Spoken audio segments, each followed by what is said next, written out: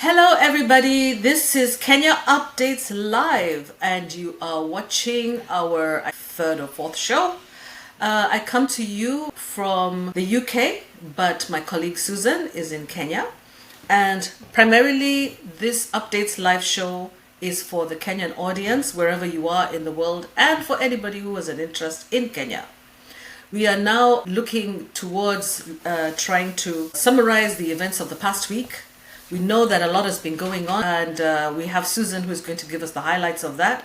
However, as you will see from our thumbnail, the primary focus of today's discussion is going to be about artificial intelligence and the impact on the people, on people's rights to justice, a fair and due process in the country.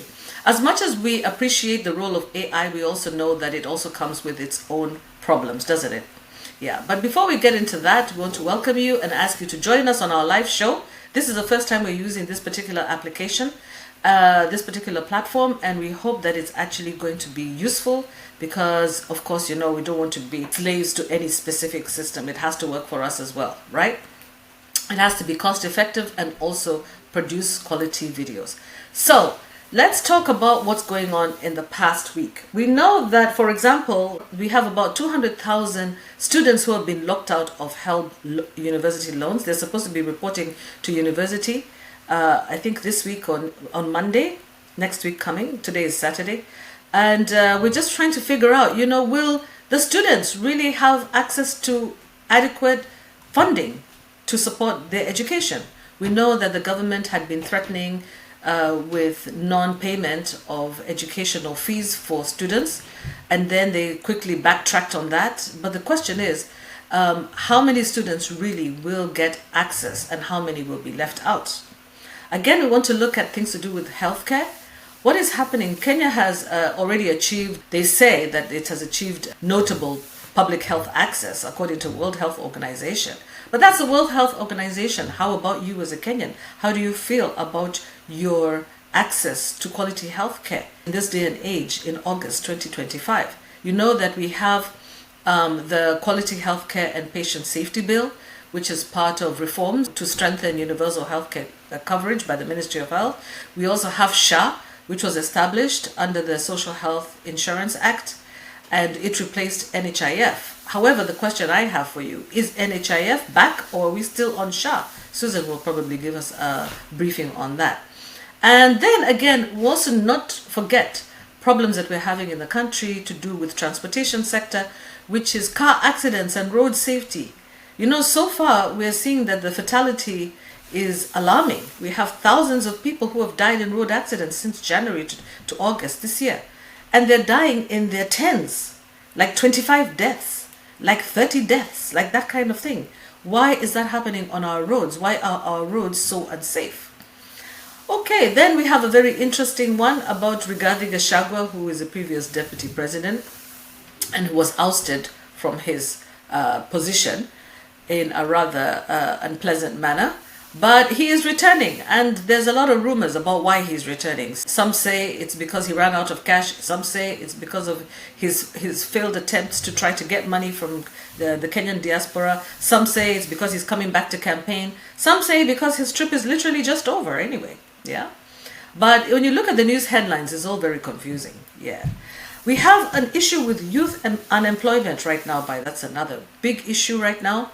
And we have conflicting reports with government sources telling us we have 11% unemployment, and where the standard newspapers report that we have 38% unemployment. Then we have others such as the Afrobarometer survey of May 2025 saying 43% of young respondents ages 15 to 34 are unemployed and actively seeking work, according to the Afrobarometer. I think that would be a scientifically done study. So, with all of these conflicting reports of between 11 to 43%, the fact is that what we know is that despite the variability in reporting, there is a big crisis of unemployment of young people in Kenya. And finally, I wanted to touch on a very interesting subject, which is about the migration of people into Kenya. It looks like many people are moving into Kenya. Kenya is seeing a reverse migration of African Americans, especially coming back home. to Africa and deciding on Kenya. And the question we want to ask ourselves is why? And are they happy in Kenya? And are Kenyans happy with this reverse migration of African Americans?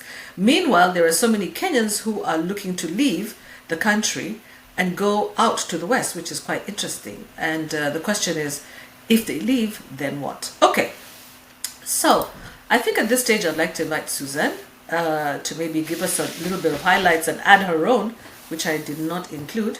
I'll also try to see how to engage you and to share our link so that you can join us in the studio. Okay, guys? So thank you very much. And yeah, welcome, Susan, to the show. Can you tell us a little bit of what's going on? What has been happening in Kenya? Is it still freezing cold? And are we done with winter yet? Or are we still in a wintry season? Yeah, thank you. Yeah. Thank you for the invite. I'm really happy to be here. Yeah, it's still freezing cold. This past week alone, we've had early morning temperatures of down to 11 degrees centigrade. That is really cold. It's been, people have been reluctant to leave their homes because of how cold it is in the morning. But yeah, this is our cold season, and that is what it is. That's our season cycle. So Kenyans keep warm. We know this is a season of colds and chest-related conditions. Those who are sensitive, just keep warm, wrap up, preempt the illness by just consuming healthy food. Yeah. So yeah, thank you so much for that outline, Maureen. Yes, just to talk about the education.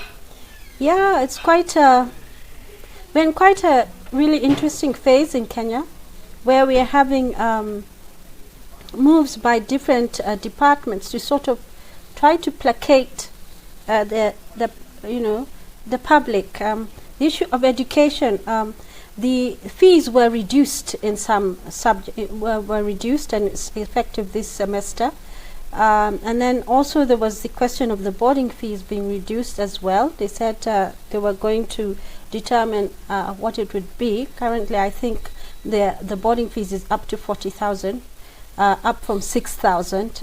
That's what they paid last year. They were paying 40,000, those who are boarding on campus, and it was up from 6,000. That's a huge leap. Interestingly, the truth of the matter is that Kenyans do not have much disposable income. In fact, I was looking at the corruption. I was looking at the corruption survey that was done recently. The report was released on 5th of August. And they were saying that the bribes that are being paid have come down from 11,000 to 4,000, which really is a reflection of many things. Perhaps it's the people who are giving the bribes. That's what they can afford. And also the issue of availability of money and even desperation on the part of those who are requesting the bribes. But that's a discussion, that we'll have later on. But the disposable income is really down. I also saw a report showing that the millennials have also started, millennials, Gen X, boomers. We've changed our shopping habits. We're reducing costs in terms of volumes.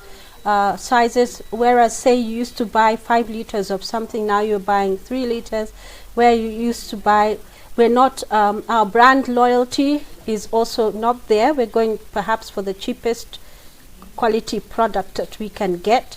This is what is happening, and it's seen to be as an effect of reduced disposable income. So let's see what happens with the universities. Definitely there's a big problem there, because they still owe the government, the universities still owe a lot of money. There were threats for them to be auctioned, some of them, and the satellite universities, was talk of some of the satellite universities being shut down. And when I talk about satellite university, I'm talking about a KU, Kenyatta University, space that is located differently from where the main campus is. So what they've done is, for instance, you can go to Kenyatta University somewhere in Parklands, or you can go to some place in Nairobi. They have taken up a building, so people don't have to travel all the way to the main campus. So a lot of universities have done that over the years. They've created satellite universities and sort of spread their wings to different counties, so that so they can provide education services there. So because of the funds, the government is not giving them the money they require. There's lots of money. The debt is huge.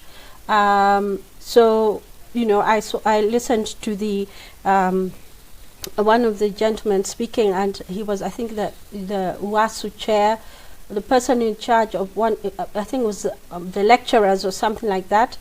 And he was saying that if the government pays what they're saying they're going to pay, it would be better, but they don't usually pay what they say they're going to pay, so they're in debt. When you reduce the fees again, it's good for the pockets of those who are going to school, but the question again is whether it's realistic and sustainable, or whether it's just for a season and before everything just comes crashing down. It looks to me like a band-aid proposal. The other thing is, you talked about the health. Yeah, there's a lot of problems with the health. SHA, the hospitals are saying, the hospitals level 2, 3, and 4, they're saying cash upfront. We're not using this system. We're not getting paid, so we can't survive this way. So you have to come to the hospital with cash. So it's not really working, because despite people paying in full, and SHA is paid in full 1 year in advance. So you pay, for instance, if you're assessed at, I think the minimum is 300 shillings per month.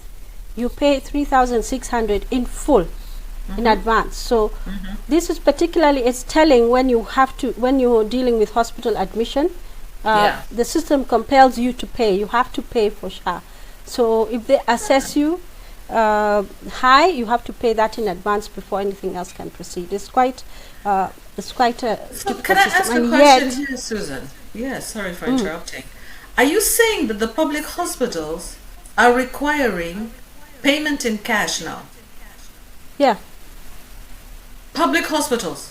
So if you go there with your, what happens with the people who are covered by NHIF or SHA, or people like that who have SHA, who have paid, like you said, their premiums for a year? What happens, or even for the month? It's not working. They're not getting the money. The hospitals are not getting the money. All the hospitals, including Kenyatta, the big level 5? 2, 3. Level 2, 3, Or is it 4. just I know this was happening, sorry to interrupt, but I know this was happening with mission hospitals. Yes. Run by, the churches, for example.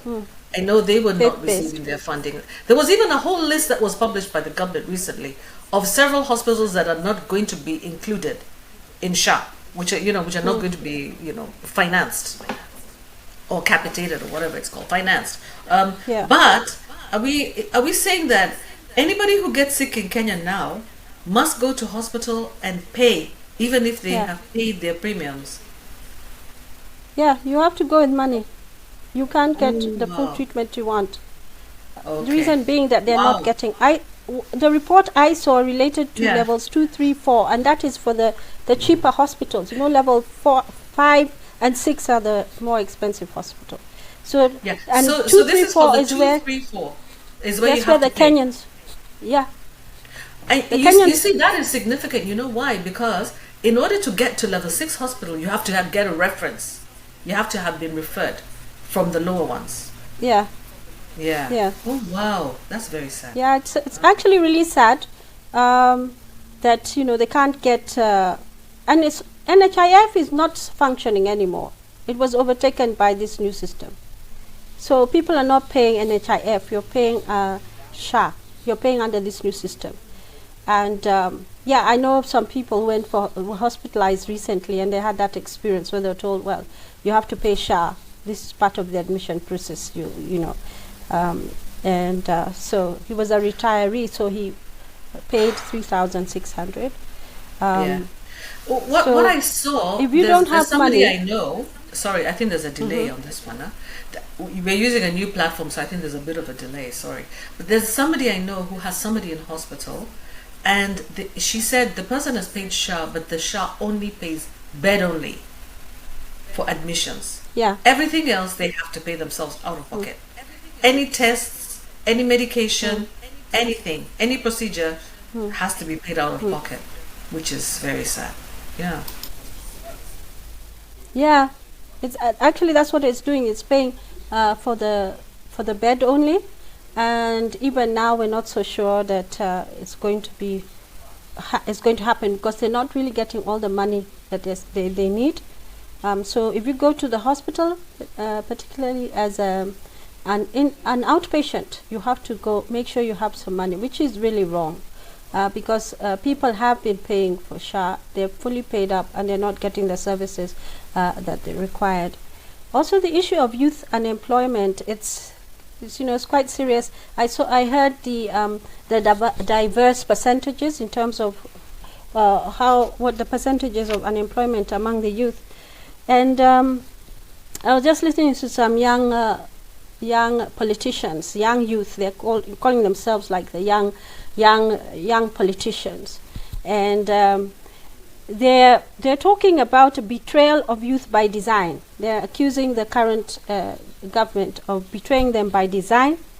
Instead of promising on what they are focusing on promising on what they'll do in 2027 and not on what they should be doing at present. So they're looking ahead and ignoring the current problem, and they're not addressing youth unemployment. In fact, more recently, coming to that, there's been this program. They're calling it empowerment, an empowerment program, and that one has caused quite a lot of concern, issues about the source of the money that's being used for that empowerment program that has been spearheaded by our Deputy President, Kindiki. The reports in the newspapers and in the news say that it's actually coming from affordable housing. So they're getting the money that is being paid for affordable housing, and it's being diverted and being used to be given for this empowerment program that has been spearheaded by the Deputy President. More recently, we had a visit to State House by the youth of Nairobi. Quite a lot of them went there. They had written their proposals. Some were requesting for motorcycles, others for media paraphernalia. This is part of the empowerment program? Yeah. Wow. So the youth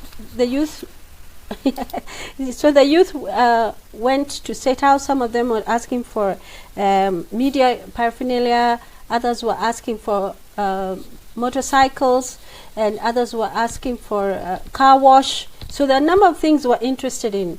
So when they went there, there's some photographs. When you're doing, you can look them up. There's some photographs of so many motorcycles and this youth at State House, Nairobi. And so they went there. So when they came out, they were promised the motorcycles. They took photographs in front of those motorcycles.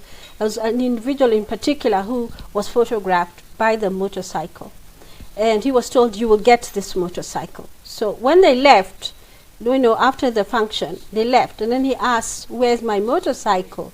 And he was told, "It will be, you go. It will follow."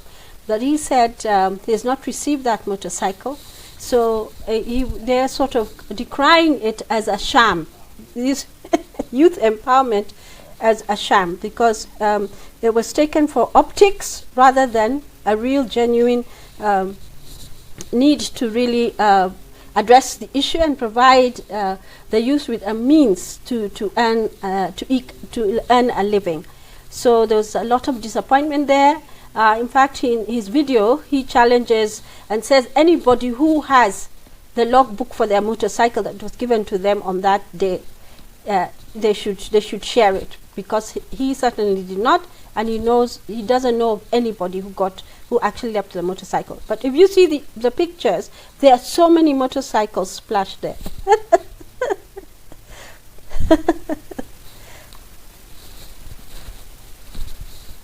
You're muted.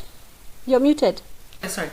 let me try and share my screen and see if it's going to be possible to do that, to show you that particular video, which is, I mean, at least one example. Tell me if you can see this. Yeah. Okay. Ni mtu tunakuheshimu lakini unaharibu sifa ya Wajaluo. Mimi naambia Jalasa na Karine yangu, amda nitumia vibaya. Rais amejua nilipewa pikipiki. Nilipewa pikipiki yangu. Hata kama ni kuniua mniue. William Samoei Ruto rais, nilipewa pikipiki, na hiyo pikipiki nikapewa nao picha sikupewa. Anataka pikipiki. No, kede. Inaniuma, watu wananipigia simu nyumbani. Jamaa mpaka watu wananipigia Jalasa ameiba pikipiki yangu na Karine yangu. No. Wao ndio walikuwa wanagawa pikipiki. Jalasa lazima tuachane na Nairobi. Jalasa hapo kwa hii deal Jalasa Karine Nyamu, mnipe pikipiki yangu nipewe na rais. Yeah, he's just one of them. Did you see that? Others that was seen, right? Okay, fabulous. Yeah. Okay, good. No, but that's just one of them. There are many posts, and there are even pictures of them, these young people with the motorcycles, you know, at State House. But it appears it's not known what happened to those motorcycles. Let's say they were not linked with the youth, according to these young men who went there hoping to get something that will enable them to earn a living. So Yes. yeah, so there's a lot of questions about the empowerment program that's been going around, the one of Kindiki and also this State House event that happened recently. The source of the money, you know, again, and then whether the money is actually enough, because there's stories of very little money being left. At the end of the day, the women's groups who go for those meetings are not able to, you know, they're given like 2,000 shillings or something like that, and there are 30 of them, and it's you know, it doesn't work out right. Yeah.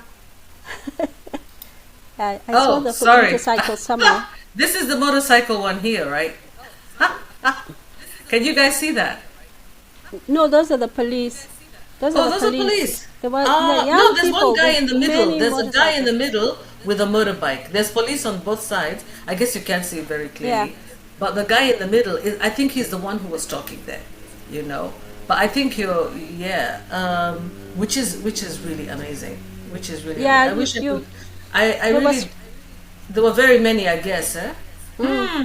Empowerment program. Okay. Yeah, Let me get rid of this. But there's a lot. If you go to Instagram, there's a lot of them. yeah, so Very sad. That's disheartening for the young people, you know. You promise them something. You know how young people are. You don't promise them things unless you're going to deliver. You don't. And then now they're blaming Karinyamo, Jalas for taking their motorbikes. He said, you know, you can't take a picture of me on a motorbike with the president and then deny me my motorbike. You can't take my motorbike away from me. That's what he's saying. For those who don't understand Swahili. Yeah. So yeah, anyway, it's a very promise. And you know, I keep They saying better on give this him show, his motorbike. I keep saying on this show, that millennials and Gen Zs do not like to be lied to. So you don't tell them something you don't intend to follow through on, because they have good memories. And you know, they're very quick to call you out when they think that you have not quite met the mark. Yeah, and the other thing you talked about was road safety. Yeah, it's been quite a shocking month, actually, so far.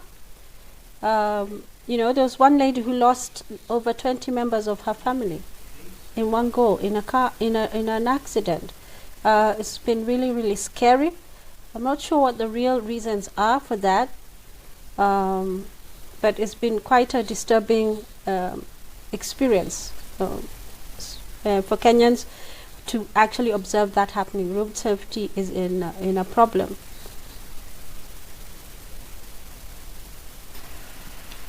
Yeah, we're just learning how to raise our hands, eh?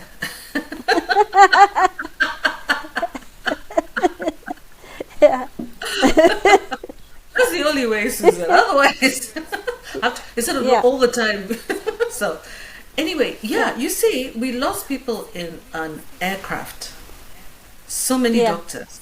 how many doctors? I think there were like 4 from AMREF. Yeah. 3 or 4 doctors. And a nurse. Nurses, emergency nurses, and I think And doctors. I saw 3 doctors for sure. They didn't even talk about Yeah. the pilots, yeah? But there's 3 Yeah. doctors, there's a pilot, I believe there's a nurse. There were like about 5 or 6 people. Yeah. We lost people who are so skilled. ICU nurse, I mean skilled. Doctors with lots and lots of experience. They didn't even talk, I didn't even hear anything about the particular patient. Was there a patient on board? Or were they going to go and pick up a patient? I don't know, I'm but not they were sure, going but towards they were going to Hargeisa. Hargeisa. to Yeah. Hargeisa in Hargeisa Somalia, is yeah. in Somaliland. Yeah? So, we don't know whether I didn't hear anything about a patient being on board. It sounds like maybe they were going to collect a patient in Hargeisa. Yeah. Hargeisa or whatever it is, yeah. So, it's so sad we lost those people. Then again, we hear about an accident, yeah, that has taken so many lives, so many lives, yeah. And not even one. We have several accidents. And the question is, why? What is going on with our authorities on the roads? Is it that the roads are dangerous, or is it that there is less monitoring? Is it that there is, just careless driving? Are people depressed? What is happening? Do we have people who are not qualified to be driving? Or is the problem something to do with the vehicles themselves that are not roadworthy? Or is it because people are trying to make money quickly, so they will drive as fast as possible from point A to point B so that they can, get more people? Because you see, we had this tragic bus crash in Kisumu. I think that's the one you're talking about, 8th August. It resulted in 25 deaths, as far as I can see here. And then we had another one in Nyandarua. An earlier one before that killed 6 people. And 35 others drowned down a cliff during heavy downpour. So we're talking about thousands of people. We're just halfway through the year, guys. We can't be losing 3,000 people. What's happening with the Minister of the people in charge of roads and transport? The Cabinet Secretary, roads and transport, should be on top of this thing. What about the road safety issues, road safety regulations, road safety and technical audits? What about auditing them? How about you do an audit, an evaluation? I'm an evaluation specialist. Call me. Susan and I will come and do an evaluation of road safety to find out what is happening. We need to monitor and track, and we need to evaluate. We need to find out between the past 10 years, what is the situation regarding loss of life on our Kenyan roads? Is it something to do with road design? Is it something to do with roadworthiness of vehicles? Is it something to do with people driving intoxicated, drunk, or not having the proper qualifications to drive? What is causing it? Or is it people who themselves are forcing drivers to drive fast? Because I've been on those public buses. I've been on public buses often, like from Mombasa to Nairobi especially. And usually it's very rare to see the passengers complaining to the drivers. Although this particular time I also heard about some passengers who got a driver off one of their minibuses this time. Yeah? Why? Because he was driving while intoxicated. It's time for us to take responsibility as passengers and say no to dangerous driving. Yes, you want to get somewhere fast, but in the end, the onus is on you as a passenger to say no, I don't want to be driven this way because it's endangering my life. Or get off at the next possible stop. Insist on the driver slowing down and support the people who are calling for the driver to slow down. Because a lot of the time, many people just keep quiet. And then in the end, you lose your life or you get hurt in an accident. Yeah. Yeah, one of them was with a train. Really? Yeah. A train? A train, yeah. A vehicle crossed the railway and the train was coming. No barriers. So the safety issues again are big because there should be barriers that go down to stop traffic on the road so that the train can pass. But this particular area, there was no barrier. It's actually quite dangerous, particularly in the little towns where the railroad passes through. There are no barriers. So, So this is a design issue. It's a design flaw. Yeah. Those things need to be monitored. In these countries like where I am here in the UK, that would never happen. We could sue. That family could actually sue the government for loss of life. Yeah. Anywhere there's a train Yeah, it's- crossing, there should be warnings and barriers everywhere. Not just Yeah. putting bumps on our roads in the middle of town, because some of those bumps are even annoying and they contribute to road rage. And they can actually contribute also to back problems, to spinal injuries. They can also worsen people's arthritis. People who have arthritis, women who are pregnant. A lot of women are suffering because of these bumps and rubble bumps that we have all over Nairobi, all over our roads, all over the country. Those should be controlled. Yeah, rubble bumps should be controlled. I don't think we need all those millions of bumps that we have all the time on the roads. And we also need sidewalks for people to walk on. That's a whole nother show, Susan, isn't it? We need to have a Yeah. show about transportation. Yeah. Yeah. What Yeah. what we need to do in terms of improving our roads and improving road safety. I have a relative who became a quadriplegic because Yeah. of a road accident. She didn't need to. She just didn't have a seat belt, and the road on which she was on, I think, was a big highway. And with these highways where you have easy, like for example, Wayaki Way, where you have all these crossings, people crossing in the middle of the night, there's no lighting. You can't even see that there's another car coming from the other side to cross over. And you hit it. It has happened to us too, to me too. I've been hit before, the car goes swinging round and round. I was just lucky to be alive because there were no cars actually coming from, too close. Because if the car was doing this kind of thing in the middle of the road, having been hit, spinning, just imagine if there were many other cars coming and they were also hitting us. You guys, man, we should be careful with our roads. Yeah. Take it serious. Take it seriously. Yeah, watch the speed limit, observe the speed limit, and use common sense. Don't overtake where you can't see. Approach to a railway line, you could say it's common sense, but you see the trains cross so infrequently that probably, I don't know. I don't want to make any excuses or to preempt that case, but. We know when you go to driving school, the approach to a railway crossing, you slow down. There's supposed to be signs from about, 200 meters or something like that, and you slow down, and you're told check, make sure there's no train. Even if you can see it, as long as you can, you shouldn't just cross because those trains move quite fast, and they can't stop. So, but you can. So if you're in a car. So it's really unfortunate that happened. So there's been a lot of that happening. The road safety issues. Talking about roads, there's some repairs that are going on, continuing works that are going on. I think we talked about that in our last video. Hoping that, like the Gitaro Junction for Kenyans, they're saying they're trying to complete it. It was a mess before. The crossover from the Nakuru Highway to the Southern Bypass. Oh, the trailers and all that, you could spend several hours just trying to cross through to Kikuyu on that link road. But they're saying they're working on it and it's likely to be completed soon. I know there are Kenyans who are watching this who know that place and have had quite a few headaches in that region. Yeah. So let's observe this. Yes, I know what you're talking about. The junction between Gitaro, Kikuyu, and Limuru Highway. And Limuru Naivasha Highway. Road. On the Naivasha Highway. Road. Naivasha Road, yeah. It's in Naivasha, whatever, that highway anyway. Yeah. That has been going on, it has been like that for should I say 2 years. I have relatives who live in that area. Yeah, you do. And it has been so, like you said, you can spend hours and hours. So you can't even enjoy all the bypasses. They become too long. You just start using the regular roads. Because of the traffic there, it's easier to use the Wayaki Road, Wayaki Way. Yeah. Even though you can link from, if you're coming from like Memuto or Wangige, you can just go straight down, but you'll spend so many hours in the traffic there because of the long trailers that are trying to turn into the Southern Bypass coming from Nakuru.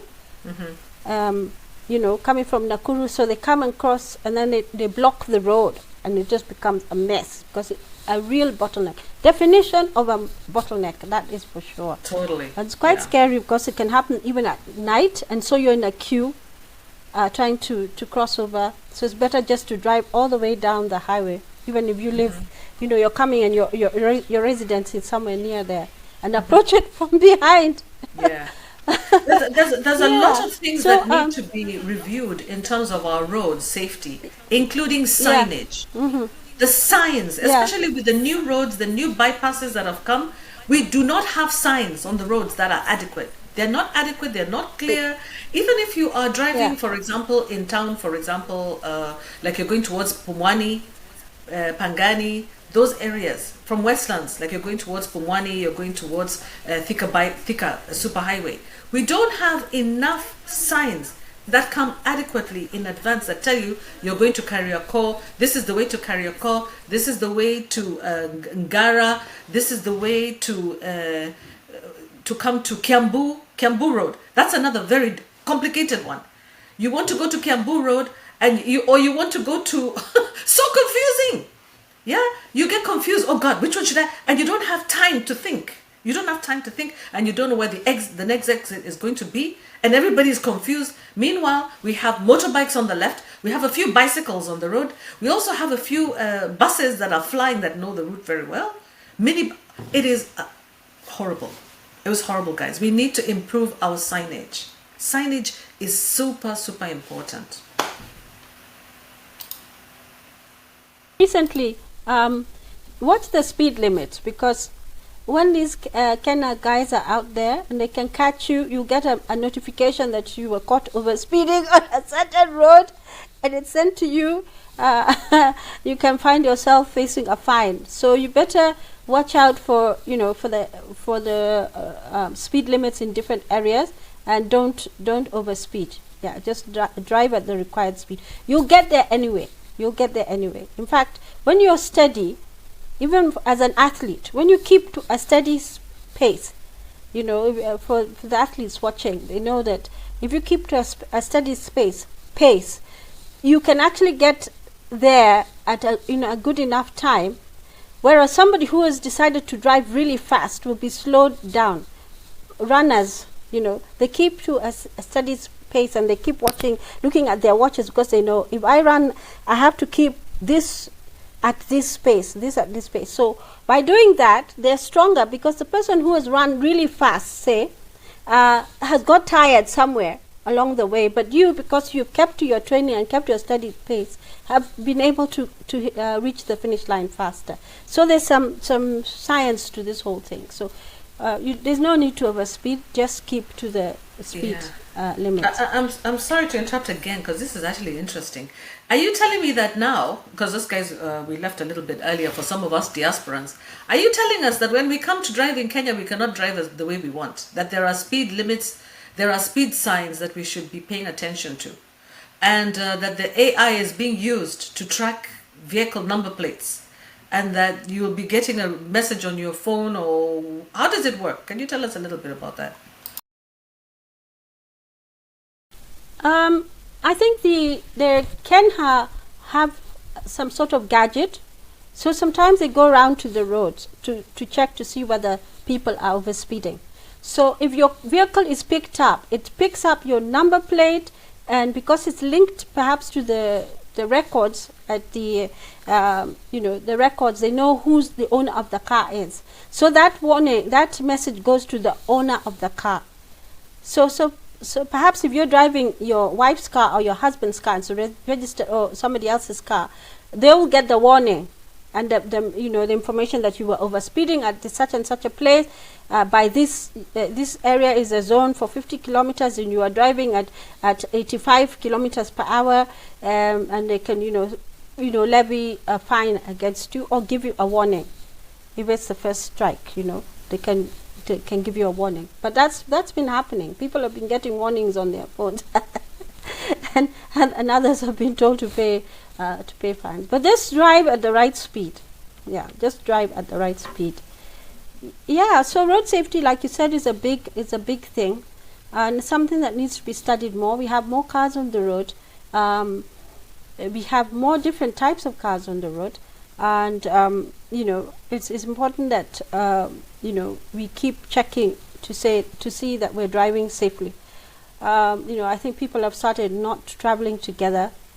They keep saying, like, for businesses and companies and stuff, you don't find people with the same cadre traveling at the same time in a they travel in different aircraft, different times and stuff like that, because there've been terrible things happening where some companies have lost the entire high-level staff in a in some sort of incident.